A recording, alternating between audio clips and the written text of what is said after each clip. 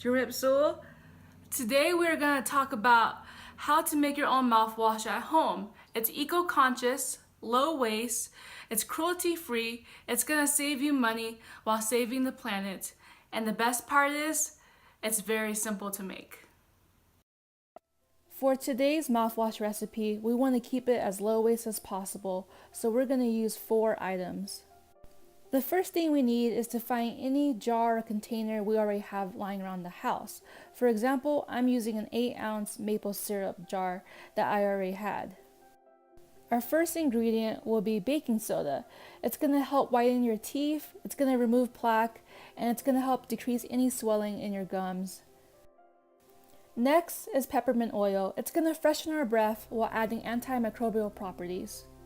And the very last ingredient is purified or filtered water. Since my bottle is 8 ounces, I'm only going to use about 2 teaspoons of baking soda. The measurements vary by each bottle size. Next step is to pour in our purified or filtered water to the neck of the bottle. Now, you may be wondering, can I use tap water?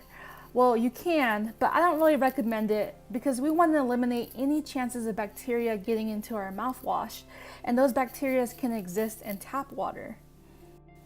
Next, we are going to use about 8 to 10 drops of peppermint essential oil. Now, you can use more or less depending on what you prefer, but I like a pretty strong mouthwash. And now you can put your cap back on your bottle. Make sure you secure it very tightly because you don't want it to spill. And then you're just going to give it a really good shake for a moment, and you have yourself some mouthwash. Very simple to make, and you're going to save money while saving the planet. Thanks for watching.